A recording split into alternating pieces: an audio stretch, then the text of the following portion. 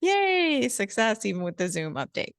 So welcome to Talking Data Equity for Friday, October 13th. And my name is Heather Kraus.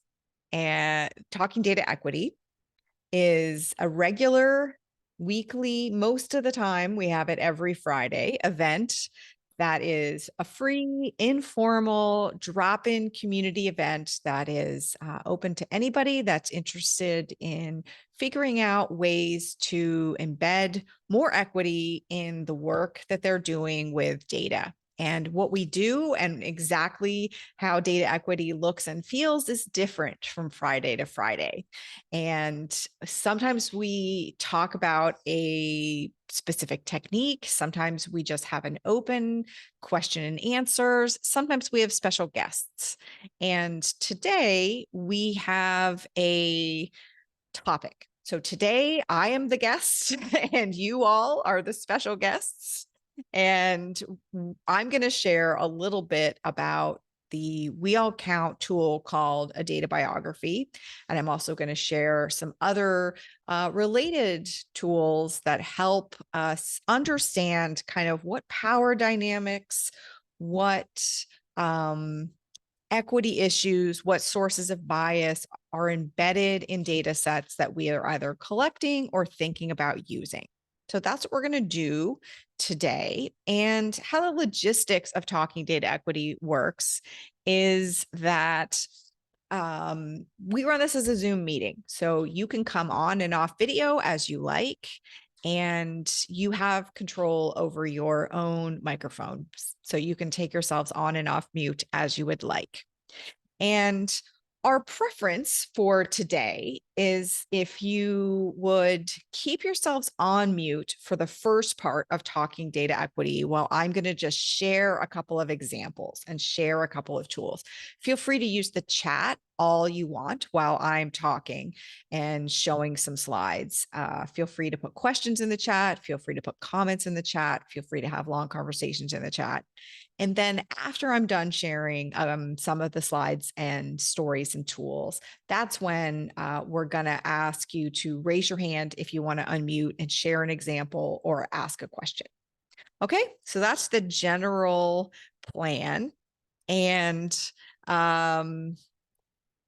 to just wrap up the conversation we had before we turned the recording on, at all of our talking data equity sessions, if you bring with you an AI note taker or an AI meeting summarizer, we are actually going to remove that AI assistant because it's just not something that everybody who comes to talking data equity is comfortable with. And Bruno very kindly asked in the chat if it was his. It was not. So all good. And okay, the recording is on. We still have lots of people joining, and that is fine. This is a drop-in informal session. We know it's morning for a lot of you. We know it's lunch for a lot of you, and no worries at all. So we have gotten a lot of requests to talk about one of the tools that We All Count uses to help anybody who's considering using a data set help us understand the life history of that data set. Who are that data set's parents? What is that data set's job? What does that data set do for money? who are the good friends of that data set? We find that it helps, especially if you need to communicate to a non-technical person why this is important. We find it really helps to think of it as the life history of a data set, because sometimes you can get in conversations with people who ask questions like, we're looking for an unbiased data set. Is this data set unbiased? Or people might say, we'd like to use only data sets that are collected objectively. And of course, that's not possible. There are no unbiased data sets. It's not possible to acquire or create a data set that is perfectly objective, that is kind of the view from nowhere. And that's true whether you're collecting data sets about humans, data sets about rocks, data sets about green peas, whatever you're collecting data on, there's going to be priorities and privileges and power dynamics embedded in that. So instead of trying to find a way to generate an objective data set or find a data set that's unbiased, both of which are impossible, we prefer to put our attention, to put our resources on really understanding who this data set includes, who this data set privileges, what power dynamics gave rise to this data set. And then we can decide if we think it's a good fit for the values and the worldviews that the analysis that we're considering doing with the data set is a good fit for that data set. So really the question isn't, is this data set unbiased? We can't answer that question. Well, we can answer that question, actually. The answer is no.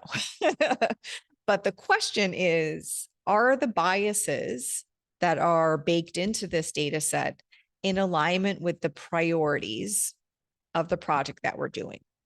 Is the way that this data set was crafted or curated, does it center the same lived experiences as the piece of research that we're trying to do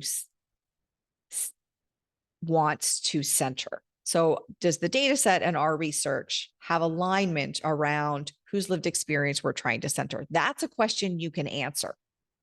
That's something that you can get close to achieving. So the tool that we use to do this is called the data biography. And it's actually one of the very first tools that We All Count built. And we built it because of several really bad mistakes that we made, right? To be really, really honest.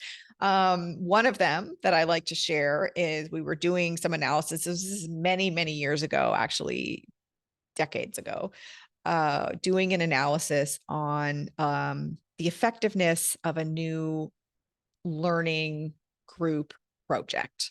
And so I'm not going to go into the details of the actual initiative, but bottom line is they were trying to understand whether a new way of kind of arranging learning groups was working for adults that were trying to learn some new skills. And one of the things that they wanted to know was how the composition, the gender composition of the group and the gender composition of the leadership team of the learning group, how they interacted, were certain combinations or permutations better. And we did not collect the data. We were given the data that they collected. And one of the variables was called group gender composition. And this, again, was a long time ago. So it was a gender binary. So there was 3 possible options in this data set. It was male, female, or mixed.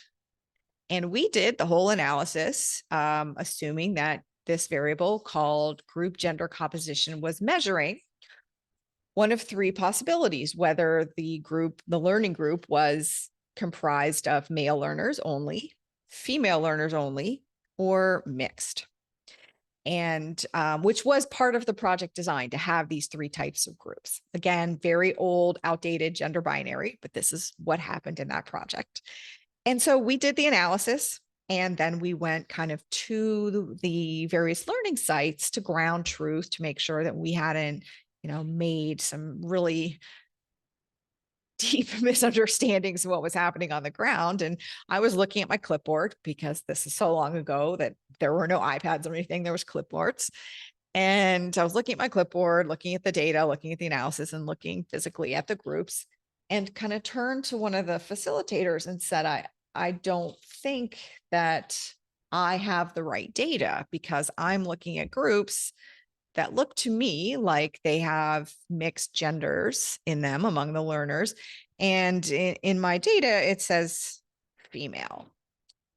And the field facilitator turned and said, oh, no. The variable that's called group gender composition doesn't measure the gender composition of the group.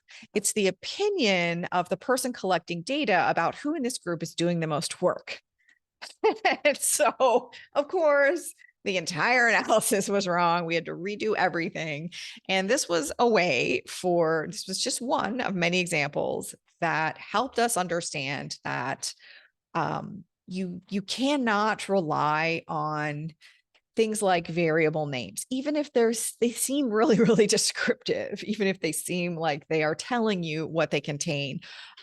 We really can't rely on basic stuff like variable names. And the other thing you can't rely on is your trust or admiration or respect of the group of people giving you the data. I used to be the chief data scientist for a data journalism organization, and journalists at that time were often taught, as long as you trust who's giving you the data, you can trust the data. That is terrible advice. Not because people are trying to trick you with data. I mean, that is sometimes true, but even if the person isn't trying to trick you with data, they are unlikely to be able to express to you the nuances of the equity and ethical implications of what is in a data set. Another example that wasn't a mistake that we made, but a mistake that we almost made when we were working with these journalists was they were doing reports on intimate partner violence rates. And they wanted to include this chart. And again, this data is quite out of date. So the slide I'm showing you here has nothing to do with current rates. It's something that is over a decade old. Just took it out of my files from this journalism projects. So prevalence rates of intimate partner violence by 5 different countries from a very, very reputable source. And when I asked the journalists to kind of look around and notice whether these were actually measuring the same thing, what they realized was they were not.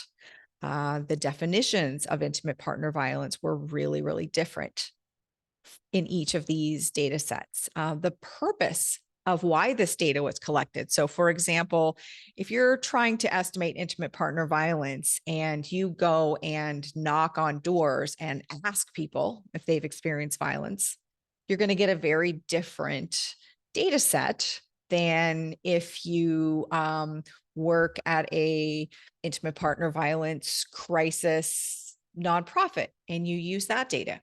And you're going to get a very different data set if you use data that's been collected by the police. So that's people who reported incidences. And of course, when you say which one of those data sets is the best, we can't answer that question. There's not one way of collecting intimate partner violence that is objectively the best. What we have to think of is which way, when we're collecting intimate partner violence data, is going to capture the experiences that we're trying to center, that we're trying to amplify in the research that we're doing, which is why trying to find, the most unbiased data set is a futile exercise.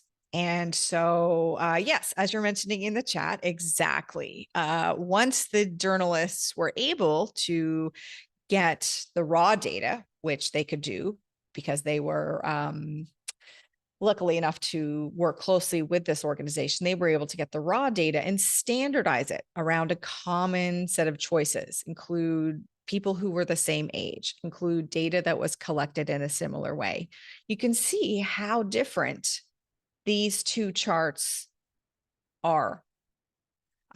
This one has a picture like comparing apples to apples and comparing all kinds of fruit to all kinds of fruit. And as I've gotten a little wiser and older, I'm not sure that all these apples should be the same color. I think this is a closer approximation, but I think the fact that these apples are all the same is probably overstating how comparative it is. But the important thing is that anytime that we want to use data, it's really, really important, even if it comes from a reputable source, even if somebody on your very team has collected it, to spend a little bit of time figuring out what that data is actually measuring and what lived experiences are getting prioritized. So are we collecting intimate partner violence data only from people who have the social capital and the connections to report it to the police? Or are we going and asking in a systematic way individual households about their experiences? And if we are doing that, who's in the room when we're asking that question? And what's the gender of the person asking the question? What's the gender of the person answering the question? All of these elements about the process of how data is collected influence the actual contents of a data set. So I'm going to show you an example of what I mean by a data biography. And we're going to work with some really basic data that some of you are familiar with. It's pretty widely used data. It's from the National Youth Risk Behavior Survey. So this is a large survey that is conducted on a regular periodic basis in the United States. And this is a chart that was shown at a presentation that I was attending that shows percentage of youth who did not drink fruit juice by sex, grade, and race and ethnicity. So if I was interested in including this chart or including this data in a story I was writing and a piece of analysis I was doing, I would want to see or build a data biography that says exactly the who, what, where, when, and why of the process that generated this data. Because the who, what, where, when, and why of the process that generated this data is making a difference in terms of what numbers are actually coming out of this data. And so I went through a couple of different, just to bring to you to show these examples, I went through a couple of different reports that use this data and snapshotted the actual kind of as close as they got to sharing a data biography, just so you could see different versions. So the presentation that I was attending shared some of the basics. National, state, and local school-based youth risk behavior survey. Yeah, youth risk behavior survey. It tells me what grades the students are in. It tells me that it's a probability sample, that it's anonymous, self-administered, computer scannable, completed in one 45-minute class period and conducted biannually. So this is giving me some basics, mostly about who was included and what mechanism was used. However, if we look at another report that's using this same data, they start to get a little more specific. They say that it's nationally representative, which is a very strong claim. And they say that it's been weighted. We've talked a little bit about weighting in other Talking Data Equities sessions, but whether or not the data that you're displaying has been weighted is a really important thing to include in the life history of the results. And then now they're starting to tell me some of the information that's really important to me from an equity perspective, which is stuff like how were individuals sorted into various social identity categories. Here they're talking about ethnicity and race. And then we're getting a little more specific about what we're actually measuring. So this is getting a little bit closer to the group gender composition. You know, what did we actually measure? We're measuring people who did not consume any fruit juice during the 7 days prior. So pin that, because that becomes very interesting. What we're actually measuring, this is the last data biography for this particular data set I'm going to show you. This one is much more in-depth, not as nicely formatted, can be harder to read. But look at this. For fruit juice consumption, students were asked, have you, I believe it's consumed. I think this is just a typo in their data biography. Have you consumed 100% fruit juice one or more times during the past 7 days before the survey? I loved this. I laughed out loud when I saw this, because I have children who were once in grades 9 to 12. And I'm not sure that they could have answered that question very well. So that's really important to know. This is the question that they have been asked. Have you consumed 100% fruit juice? So again, doesn't mean we're not going to use the data, doesn't mean we're going to throw out the data, but these are the kinds of things that are important to understand what process gave rise to this data.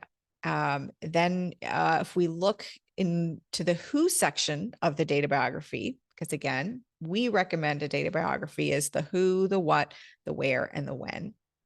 The who becomes really important. We find out that it's mostly only students in public schools, only in English. This sentence seems to indicate that students with certain types of disabilities are not even eligible to fill out this. And then we get into permission. It was opt-in permission. So parents had to opt in and schools had to opt in. And there's 4 states that didn't opt in at all. So again, this is going to change whose lived experience is getting centered and just how kind of, quote, nationally representative your data is. So this is the kind of thing that we want to see in a data biography. I'm going to show you one more example, which is that, again, this is from my data journalism days. There's often many, many different ways that the media covers crime. And this is true in every country. It's absolutely true in the US, where I was living at the time. And so we used to talk a lot about, so what is the crime rate in the US? The media has a lot to say about it. Sometimes the media has conflicting viewpoints about it. Sometimes the media and academics have very different ideas. And one of the reasons for that can be seen really clearly as soon as we start making a data biography for these crime statistics.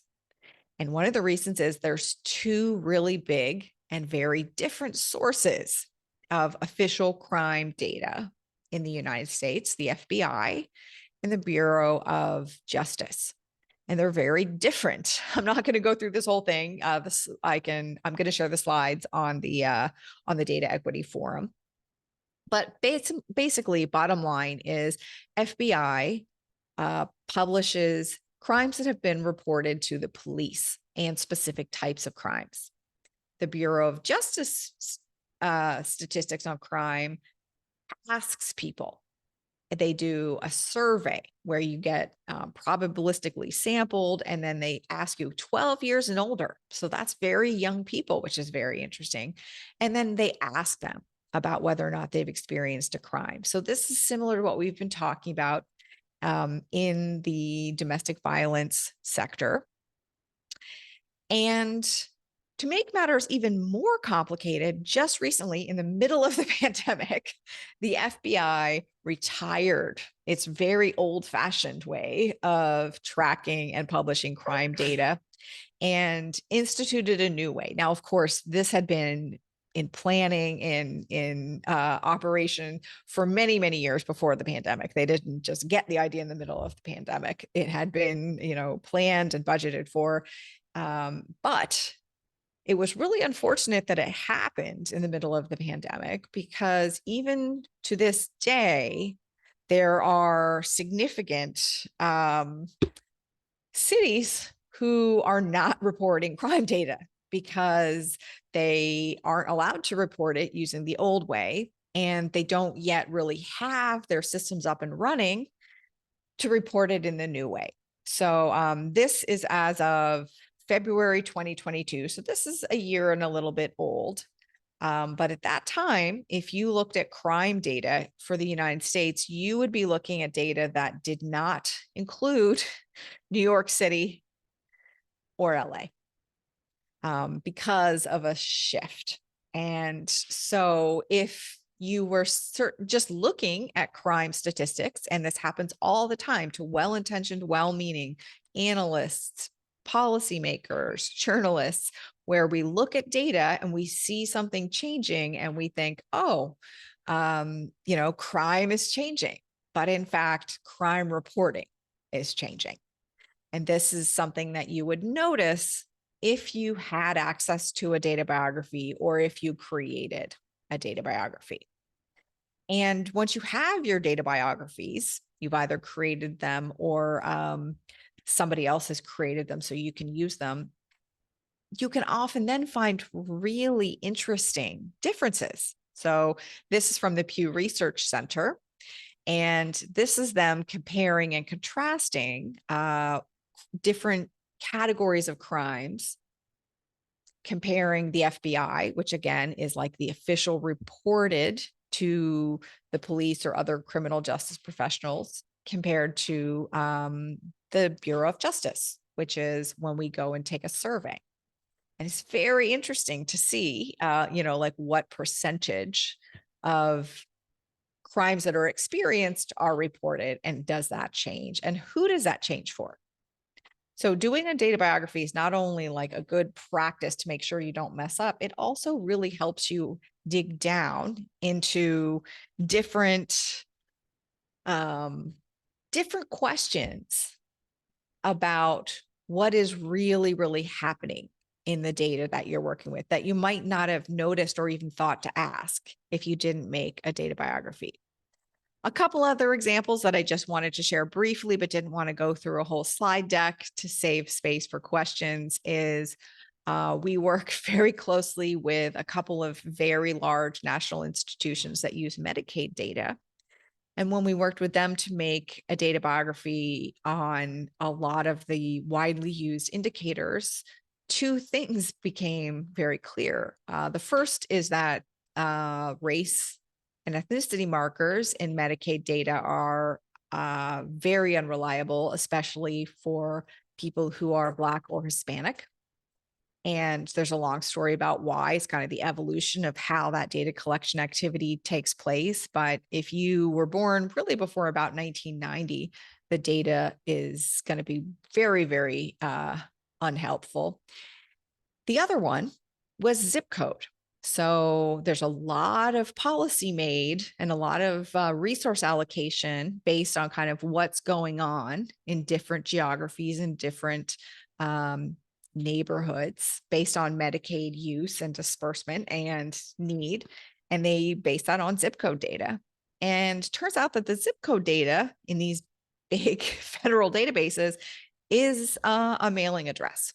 So it's the person who is going to take care of your paperwork, which is a lot of times not the actual patient. It is the patient's caregiver, the patient's family member, the patient's parent, the patient's child, or sometimes a person that's doing it professionally, is professionally managing your care. And if we do an analysis on zip code, which lots and lots of analysis has been done, assuming that this is where the patient lives and the patient is receiving care, we're going to get results that are inaccurate and center the wrong lived experience. Birth registry data, if you're using birth registry data, you should really check, especially if it's not very, very recent, about what mechanism was used to assign race to a child when they were born, because it changes a lot. And a lot of times it is not centering the identity of the parents of the child or the preferences of the parents of the child. And sometimes, even if it is, there isn't space in the form to put more than one race. Labor force data. What counts as full-time employment? Whether or not you are going to show up in a database as employed, and if employed full-time, is going to vary a lot by geography and by the mechanism of data collection. And this is, of course, a huge equity issue. Who, like the outside in, top down administrative idea of who gets to count as full-time is somebody who fits very easily and cleanly into like an old-fashioned definition and set of parameters. If we're talking about the individual and their experience of whether or not they work full-time or are employed full-time, we need to measure it and collect that data in a really different way. And so if we're going to use a data set that has full-time employment in it, we need to know which of those lived experiences has been centered. Immigration status, I'm just going to mention that really briefly, but Dartmouth University, their student body, have done some really, really good work digging into the way immigration status is tracked and various kind of inappropriate modifiers and inaccurate modifiers like illegal immigrant are being applied in those data sets. So a great place to look. Okay, so there's some questions about practicality, and that's what I'm going to spend the rest of the time talking about is, okay, so we see that there are equity issues, accuracy issues, usefulness issues that come up if we don't understand the life history of the data we're using. How can we deal with that? So a couple of different ways. We All Count does have a data biography template that I'm going to show you in a minute. But I also want to make sure that you know about other things that are available depending on your level of technical interest. So Timnit Gebru is a name that I hope many of you know. If not, watch some of their YouTube videos this weekend. They're absolutely one of my heroes. And one of the many things, I could do a whole talking data equity on Timnit, but one of the things they developed is something called data sheets for data sets. And I'm going to share with you in a moment links to that article and a template. And Data Spice is for people who use R. R is a programming language. It's a pretty good template as well. And then NLP is natural language processing. So if you work with a lot of text data or unstructured data and you do like machine learning on it, Emily Bender and Batya Friedman have a very nice template to use for that kind of data. So I want to make sure that you know that there are, in fact, lots of different options. The We All Count option has been specifically designed to be less technical than most of those options. You don't need to be a computer programmer. You don't need to write computer code. It is currently designed to be used in some kind of a spreadsheet like Excel or Google Sheets, but it doesn't require like formulas or that kind of thing in the sheets, and it doesn't require it to be linked with a programming like a markdown code or anything. We're basically in a We All Count data biography trying to document the who, what, where, when, why of the life history of a data set. And then we've added a sixth, 1, 2, 3, 4, 5, yes, six, which is about processing, which is, I'll explain that in a second, but we couldn't find a place that it fit really well. So we had to add it, even though it's not a W word. And I want you to know that you can find templates as well as some completed data biographies in our We All Count community forum. I'm going to put the link to the community forum in the chat. And if you go to the resource section, you'll see some existing data sets, data biographies, or if you just go to the search, there's always a search button here if you're in the community forum, and you just look for data biography. You can see that this is just a snapshot. There's more than this, but there's data biographies that either we have made or others have made and submitted for some of the data that's used a lot. This is the kind of adult version of that youth behavioral risk survey. This is for adults. US current population survey is the one that's kind of like the census, but more frequent. Baby's first year, I'm going to talk about in a second. Contextual determinants of health is that cool new database from IPUMS that we talked about a little bit, and we're having a session on this particular data set in about 2 weeks from now, I believe. So that's where you can find the templates and find ones that are already done. Other places that you can Actually, I'm going to stop there. I'm going to pause for a second because I want to share my screen and actually show you what I'm talking about. So this template, this blank template is, I'll link it right here for you. Can somebody tell me, do you see my screen? Do you see Google Chrome that says data biography key information, or do you still see my slides? You see data bios. No, you see the slides. Okay, great. Then let me fix that. This Zoom update, man. Why does it update on Fridays? I wasn't ready for a Zoom update. All right. So, okay, good. Great. Okay. Now you see something that says data biography. Yes. Awesome. Okay, great. So this is what you're going to see if you go to the template. And the idea is that you would copy this template and or download it, up to you, whichever works. And then you can create the data biography for your own data set. And it's going to take you through the who. Let me zoom in a little bit more. There we go. It's going to take you through the who, and then it's going to ask you some questions. So things like who asked these questions? What's the kind of correspondence between the person asking the question and the person answering the question? These have all been statistically shown to change the content of the answers. The person asking a question will change the answer to a survey question, even if the answer to the survey question is something both people can physically see. Like, what is your roof made out of?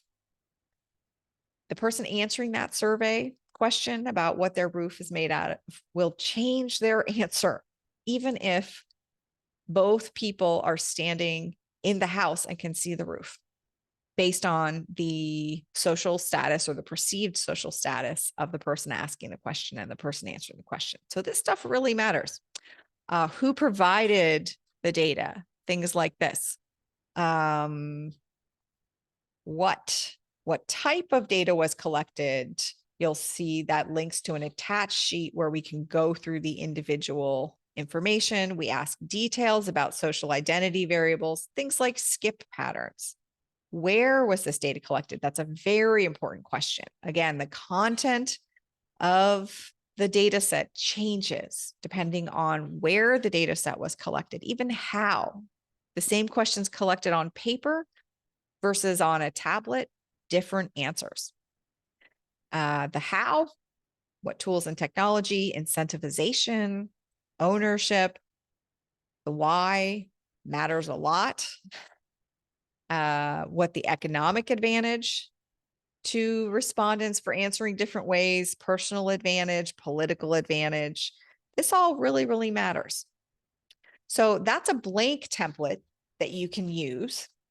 And then if you're interested in using a data biography for a data set that has already got a data biography created for it, and I know that's your preference because it is frankly time consuming, and I'll get to those logistical questions in just a second.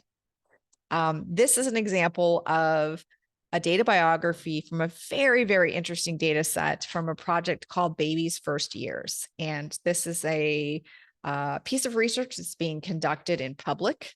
It's a randomized controlled trial, and it's designed to help us understand what the impact of direct cash transfers are and different forms of kind of unconditional support are for the very, very early years of a child's life.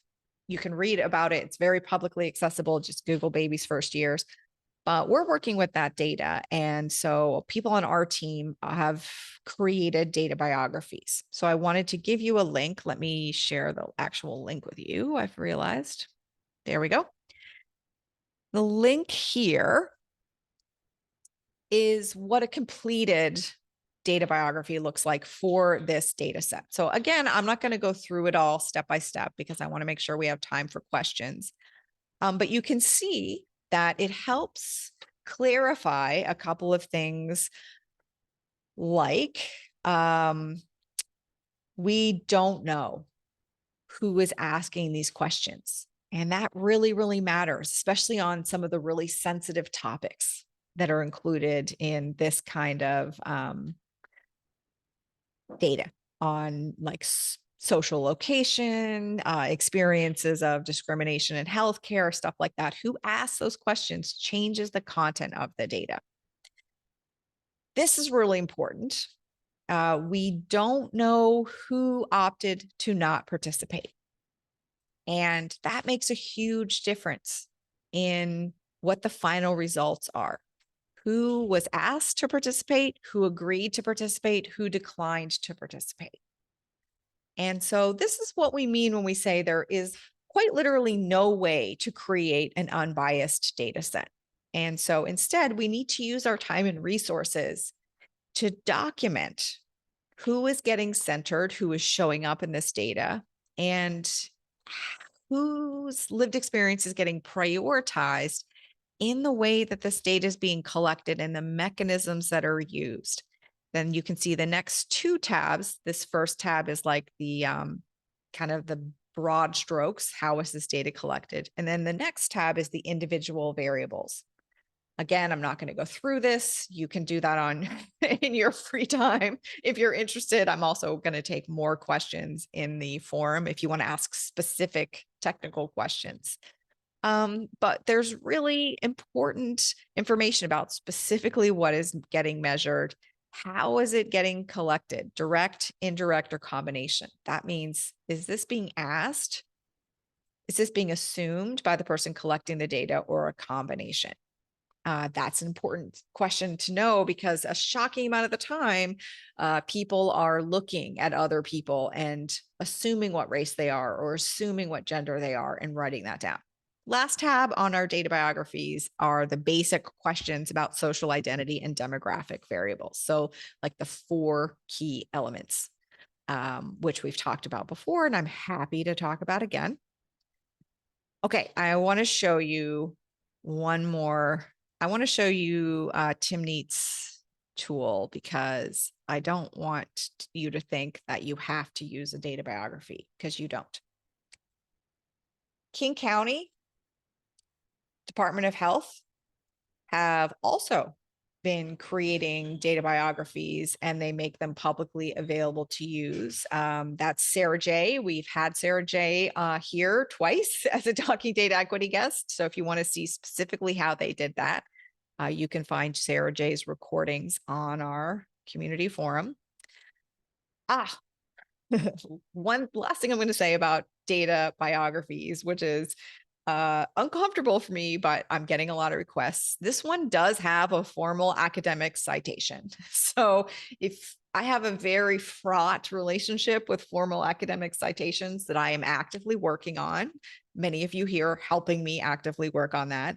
And this one has one. So Catherine Dignazio and Laura Klein, who were here in the early days of Talking Data Equity to talk about their amazing book called Data Feminism, they have an example of a data biography. And so that means there's a citation. So you can use that if you need, like formal support for the time or the resources that you might need. Okay, and now I really want to make sure that I also show you some things about Tim Neat's tool, which is called Data Sheets for Data Sets. And here, this is a link to like a publicly available formal academic paper where Tim Neat and their collaborators introduced the idea, but it's very, very similar to a data biography. It's a little more technical. It's designed specifically for the machine learning world, and they write about their justification and why. And it basically follows a really similar set of topics. We want to document why this was collected. They call it motivation. We call this what. They call it composition. We call this how. They call this collection process. This is the pre-processing. We now call this processing. There's how, what, why, when is also in collection processes, and who is also in collection processes. Uses is about informed consent. Distribution is about who's allowed to see and use this data. And then maintenance is something that we don't really include in our data biography, but social sector data sets are much less likely to receive maintenance than machine learning data sets. So that's kind of what's happening on an ongoing basis when we update a machine learning database. So I just really wanted you to know that data biographies were a tool that we're finding useful, but they're certainly not the only tool. There are other tools that you might find more useful if you are doing something that is more technical. Oh yes, let me give you the link to the King County data sets. Thank you for asking. There you go. Okay. So I'm going to stop sharing my slides. That was great. 5 minutes longer than I'd hoped.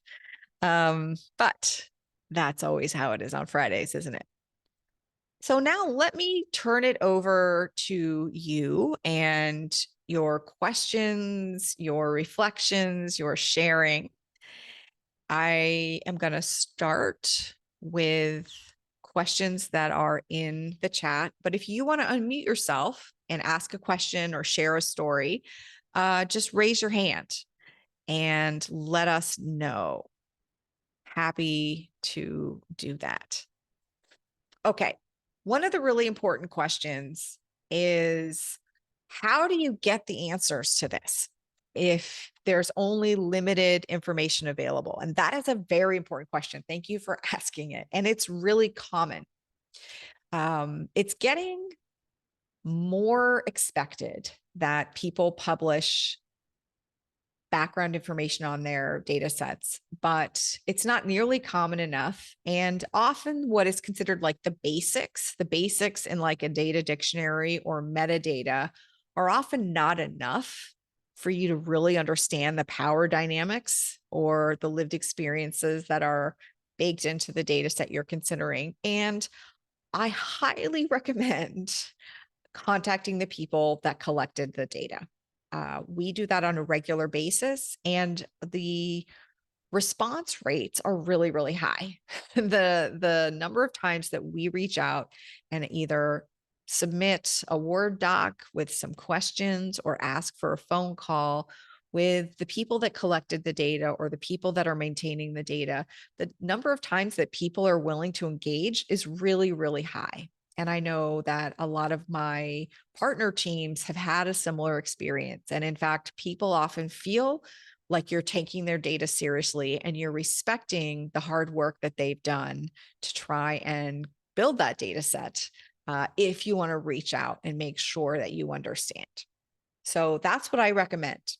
Of course, I understand the downside of that is that it's time consuming. And that's why we are really actively trying to build up a library of data biographies that cover some of the most commonly used data sets. So if you have a request for a data set and a data biography, you can always send it to us. We can't promise that we'll do it, but we do maintain a list of priorities. And when we have some spare time in our team, we often devote it to that. So you can always email me and say, hey, it would really save a lot of time for a lot of people if we could have a data biography on fill in the blank data set.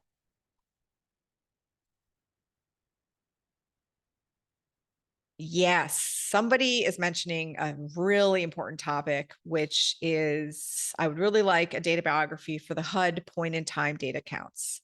Although one of the first caveats is that they're done at a local level. So you probably want to look at it for the PIT counts of a single continuum of care. So I am not an expert in this topic, but I believe that you are talking about data sets that try and estimate homeless or housing insecure populations. I believe that that's what the HUD point in time and the PIT counts are.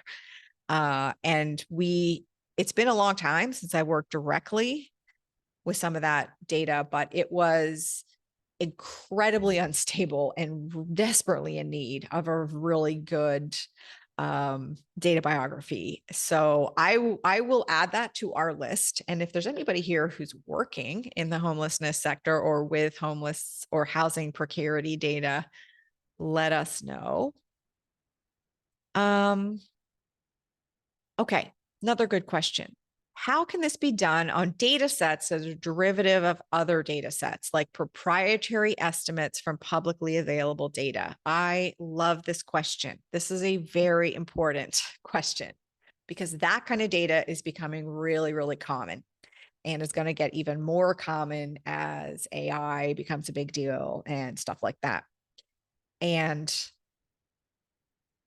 how we do it now is that we build the data biography on the original data. So, for example, we work with a really big union in the United States that buys proprietary voter data from a very good organization, but almost all of that voter data is run through a predictive algorithm. So people have races assigned to them, and we can't tell if that race is a race that a person themselves selected or a machine learning algorithm predicted that they were whatever. So the first thing you got to do is do a very good data biography on that proprietary data and figure out the places where you're going to really need to then do that second level into the original data and understand which data points are adopted directly from that public data and which data points are merged or run through a predictive algorithm. Even documenting that, even if you can't say this is exactly what was happened and this is who it privileged, for example, in this voting database that they bought, it was immensely helpful for the people that were working on the ground to realize that part of the frustration they were feeling when all of this race data was wrong was because it was a combination of original self-selected data and predicted data. Simply documenting that is really good for equity, even if you can't successfully say, and this means that X% of people who are Hispanic are accidentally misclassified. Leslie, go ahead. Hi.